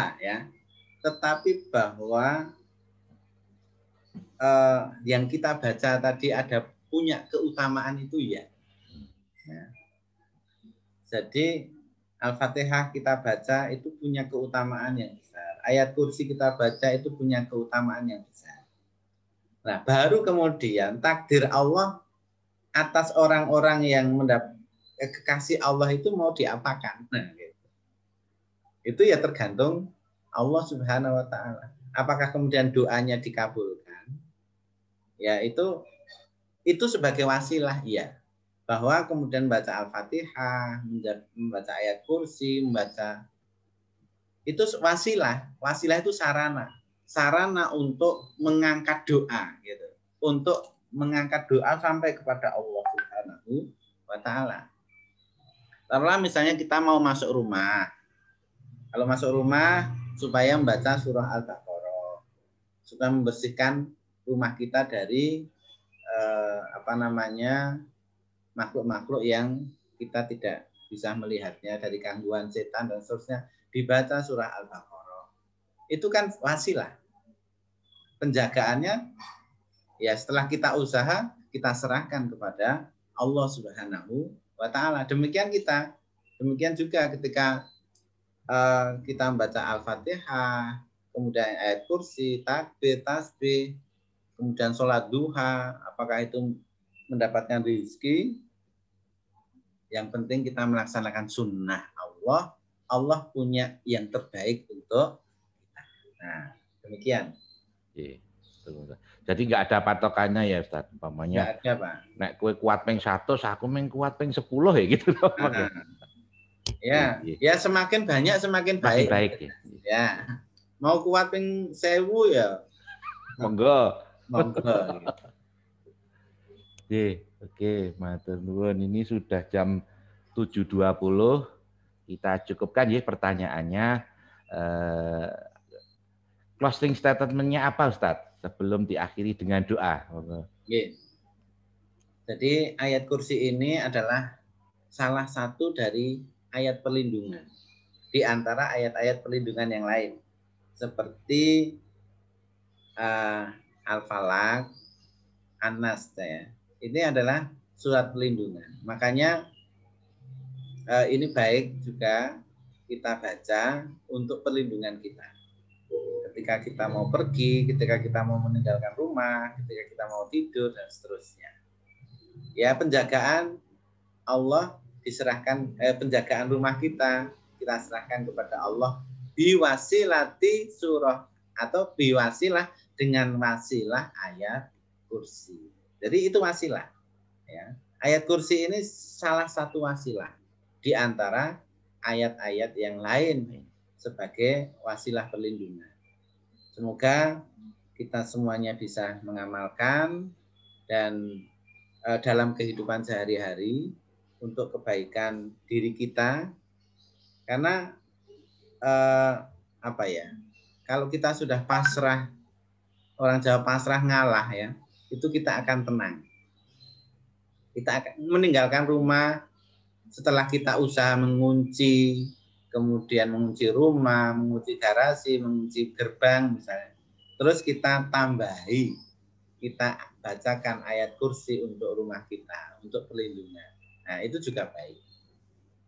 Allah alam bisawab, demikian Bapak Ibu yang kami hormati, apa yang bisa saya sampaikan sedikit, mudah-mudahan yang pertama itu maju diri saya untuk bisa mengamalkan ayat ini, juga semoga menjadi amalan untuk kita semuanya.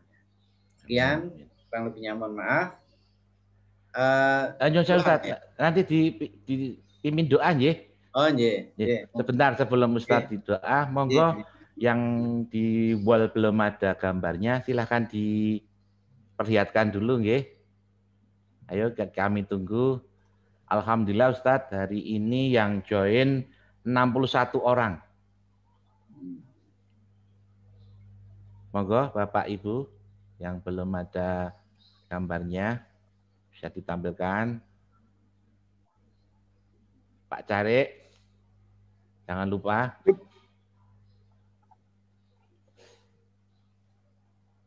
Wis? Belum. Oke.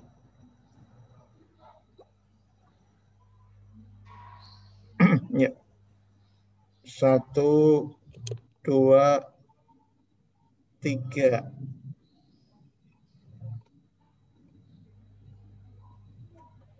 Halaman berikutnya. Oke. Slide 1, 2, 3. 1, 2. Pun. Oke. Sekedar mengingatkan, insya Allah Sabtu depan yang akan hadir di Sabtu pagi adalah guru saya Pak Harsoyo. Jangan lupa tanggalannya dibunderi, jamnya sama. Jamnya jam berapa ya Pak? Pak Haji? Pak Haji Harsoyo? Mungkin 6 kurang seperempat lah Pak. 6 kurang seperempat sudah bisa? Insya Allah. Oh iya. Sudah bisa? Iya. Karena subuhnya sekarang kan makin pagi. Ya, makin pagi jam 4-an kan? Iya. Iya, terima kasih. Jadi kalau biasanya kita mulai jam 5.30, insya Allah tetap sama 5.30, cuma beliau nanti hadirnya jam 5.45 ya Pak? Iya, insya Allah. Iya. Alhamdulillah. Monggo Ustadz Salim Jadi saya minta doanya. Jadi monggo Bapak Ibu yang kami hormati, kita doa kepada Allah Subhanahu wa taala, semoga Allah berkahi pertemuan kita pada pagi hari ini menjadi wasilah kebaikan kita untuk keluarga kita, anak-anak kita, diberikan berkah ilmu kita, berkah umur kita, berkah rezeki kita, untuk kebaikan di dunia dan untuk akhirat kita. Ala hadhihi niyah as-salihah al-fatihah. A'udzubillahi minasyaitonirrajim. Bismillahirrahmanirrahim. Alhamdulillahirabbil alamin. Arrahmanirrahim. Maliki yaumiddin.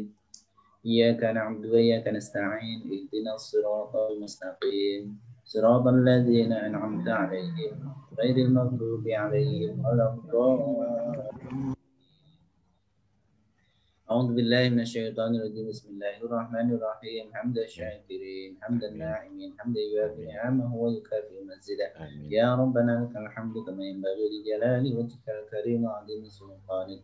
اللهم صل وسلم وبارك على سيدنا محمد. اللهم صل وسلم وبارك على سيدنا محمد. اللهم صل وسلم وبارك على سيدنا محمد. اللهم أنت ربي لا إله إلا أنت خلقتني وأنا عبدك وأنا على عهدك ووعدك ما استطعت أعوذ بك من شر ما صنعت أبوء لك بنعمتك علي وأبوء بذنبي فاغفر لي فإنه لا يغفر الذنوب إلا أنت. اللهم أنت ربي لا إله إلا أنت خلقتني وأنا عبدك وأنا على عهدك ووعدك ما استطعت أعوذ بك من شر ما صنعت أبوء لك بنعمتك علي وأبوء بذنبي فاغفر لي فإنه لا يغفر الذنوب إلا أنت. اللهم اغفر لي ولوالدينا ولمربينا ولمربي مربنا ولمشايخنا ولمشايخ مشايخنا ولمن حق له علينا. اللهم اغفر لي ولوالدي وارحمهما كما ربيانا صغارا. اللهم اجعلنا وأولادنا وذرياتنا وتلاميذنا من أوليائك المتقين وحزبك المفلحين وعبادك الصالحين وعبادك الشاكرين ومن العلماء العاملين والأغنياء الصالحين.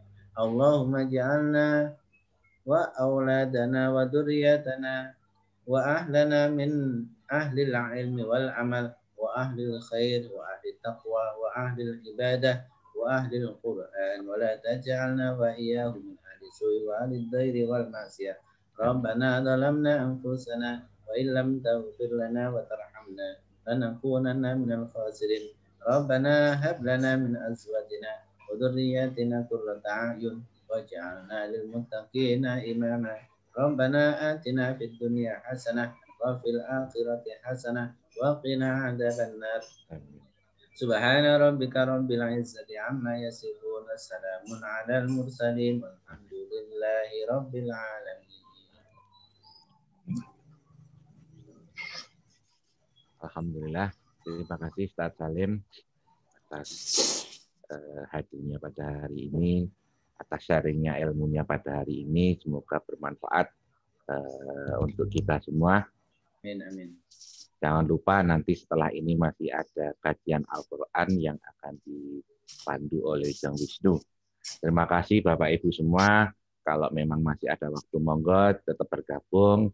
Yang mau ada acara, kami ucapkan terima kasih yang sebesar-besarnya. Jangan lupa nih, sampai ketemu lagi di Sabtu depan dengan jam yang sama di 5.30 hari Sabtu pagi. Matur nuwun. Assalamualaikum warahmatullahi wabarakatuh. Waalaikumsalam warahmatullahi Saya mohon izin live, Mas. Matur nuwun Ustaz. Assalamualaikum warahmatullahi wabarakatuh. Waalaikumsalam. Monggo Jeng Wisnu. Iya, alhamdulillah Om. Bismillahirrahmanirrahim. Assalamualaikum warahmatullahi wabarakatuh. Alhamdulillahirabbil alamin wassalatu wassalamu ala nabiyyina Muhammad. Rabbi shrah li sadri wa yassir li amri wahlul 'uqdatam min lisani yafqahu qawli. Allahumma inni as'aluka ilman nafi'an wa rizqan thayyiban wa amalan mutaqabbalan. Bisa dengar ya Om Eko nggih suaranya nggih? Ya, alhamdulillah kita mulai kembali dengan surat Al-Baqarah ya teman-teman ya. Sebenarnya secara pribadi saya takut untuk membawakan ayat karena memang ayat ini adalah keagungan Allah ya, kemahabesaran Allah. Khawatir ayat yang saya sampaikan itu menjadi lemah di mata, menjadi rendah di mata murid